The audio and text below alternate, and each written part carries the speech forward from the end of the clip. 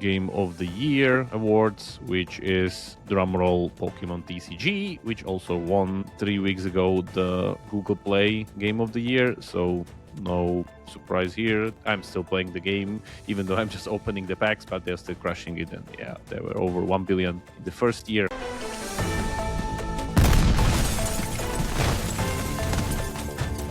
Two and a Half Gamers exclusive. Breaking news.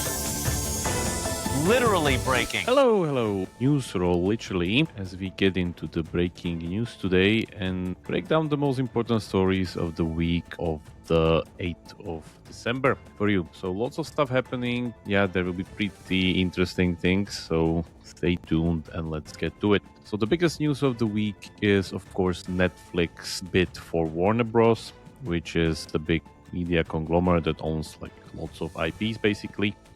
Stuff like Batman, for instance. Netflix is pretty much going after all the content there to kind of integrate it in its platform. The deal was set to be something like 82.7, 83 billion, basically. But the kicker is, of course, the counterbid by Paramount, which did an all-cash deal of 108 billion, which was kind of a hostile kind of deal because the board should announce and they went to shareholders directly, if I understand. But the thing is that this is an all-cash deal compared to Netflix one, which is cash and stock. And also the problem that because Netflix would then own the third biggest streaming platform, it could also end up at the FTC regulation commission. It could actually be blocked as for monopoly reasons. Yeah, we are looking at this battle from the sidelines. It's kind of quite interesting. The latest that I read on this is that Paramount or the guys there, Ellison, will actually raise the bid even higher by 10% from $30 a share to $33 a share to kind of force this and pretty much be the winner here. So let's see what happens. And yeah, it seems still that by regulatory reasons, the Trump government is maybe more positive about Paramount taking it instead of Netflix. So let's see how that goes. But again, it's going to be very interesting. The salt into the wounds was also shared this week where Netflix Gregory Peters said on investor call that the whole Warner Brothers gaming division is pretty much attributed zero value. And it's relatively minor compared to the grand scheme of things. So yeah, that's also quite interesting, especially for us in the gaming industry, that Netflix, as we know, doesn't have any reliable gaming strategy, even though they try to pose as they have, but they don't. So nothing new here, and it's just kind of confirms that they don't have an idea how to run a games business, and this is not even their goal here. They have it as some kind of nice to have afterthought. So what they're really going after is the Warner Bros. IPs, of course, because IPs are very important. Yeah, we'll see how this goes. My bet is that the Paramount will probably win, but let's see, because again, bidding war always ends up, I guess, surprisingly here. Anyway, let's move on. The other quite interesting news of the week is with big corporations, Walt Disney partnering with OpenAI, basically, in this kind of landmark agreement, where they will actually allow their characters and IP, 200 characters, basically, to be generated by OpenAI on their Sora platform. And then they can have, of course, those characters streamed and used at Disney Plus as some kind of user-generated content, I guess, in their streaming platform. And also, as part of the agreement, Disney will make a $1 billion equity investment in OpenAI. Yeah, this is really interesting because, yeah, just of the context of the whole AI thing, like usually it's the other way around where all these kind of IP holders are against AI because it's learning based on their copyrighted material without permissions, yada, yada, yada. But here we actually get to the, if you can beat them, join them kind of a deal. So this is super interesting. And yeah, we'll see. Because ChatGPT, OpenAI itself is kind of lacking lately. I know they just today released ChatGPT 5.2. So let's see how that release goes because we still don't have the full reviews. But yeah, Google is kind of crushing it with Gemini and their kind of AI capabilities. So these guys really need to catch up. They still have the first mover advantage and the giant user base which produces all the data that their model learns on. But again, others are catching up, and not even talking about the open source community in China. So let's see how that goes. But it's quite interesting, especially also for us as for the IP kind of a context and what will happen to it. Anyway, that was most of the major news. Let's get to the smaller ones now. So we got Duolingo doing a collaboration with Genshin Impact. This is quite interesting, where players actually get to complete a 3-day streak quest in Duolingo for some bunch of rewards, mainly Primo Gems, which is the hard currency in Genshin Impact. So you do the streak in Duolingo, and then you get to redeem those gems somewhere like until end of December.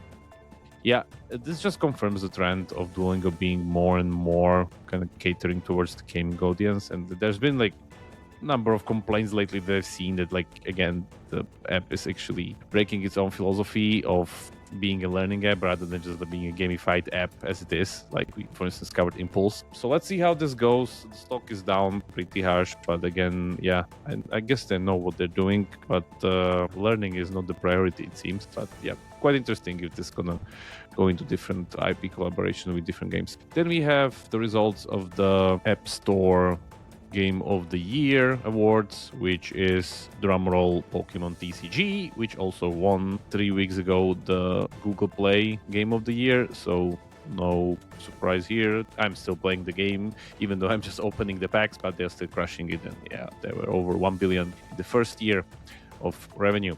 And I think they're currently the biggest Pokemon team game on the mobile stores. They have like double revenue of Pokemon Go now. So let's see. And yeah, fingers crossed for Scopely to turn this around, I guess. Then we have some minor news from Activision that they'll change their Call of Duty release schedule because it seems isn't working that well, even though the press release doesn't mention that. But yeah, from all the data sources we see that, like, yeah, Black Ops 7 didn't really sell that well. So I guess this is the same thing that happened with Marvel. So they won't be releasing these games back to back to a year, but rather in like 1 a year schedule, which means that, again, same thing that happened to Marvel. Marvel next year is just releasing 2 movies because those movies aren't really doing much after Endgame.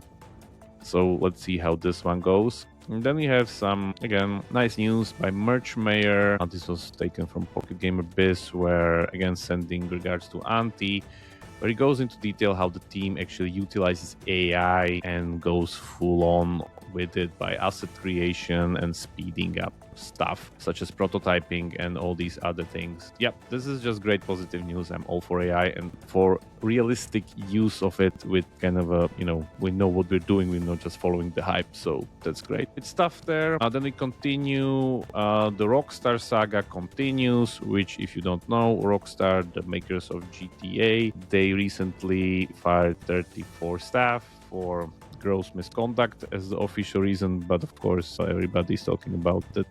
For the real reason was we're trying to force a union, which is something that American people don't really like, as not in Europe where we have thousands of unions. Yeah, so this is still ongoing case, and I guess there will be some lawsuits happening in the future. Then we have Meta planning massive cuts finally to the Reality Labs Metaverse division.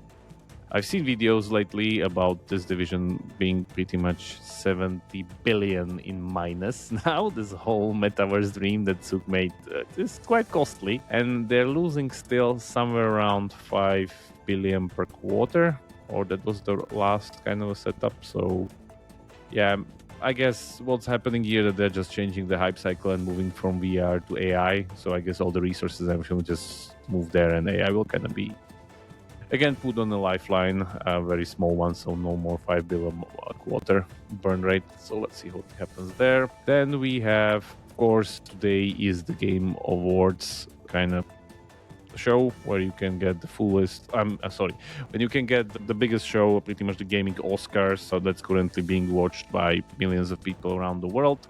Again, Game of the Year nominees, we can just go through there. Clair Obscur, Death Stranding 2, Donkey Kong Bonanza, Hades 2, Hollow Knight, Silk Song, Kingdom Come Deliverance. My bet is either on Clair Obscur or Kingdom Come Deliverance, because again, this just puts the context of the time of everybody's moving to AA instead of AAA. The other interesting thing here is that, best mobile game of the year, the nominees are rather confusing because there's stuff like Sonic Rumble, which is in soft launch, or Persona 5, Destiny Rising, no King Shot. There's Uma Musume there, which I'm hoping it will win because it's amazing, even though it was released in 2021, but again, Western release just this year.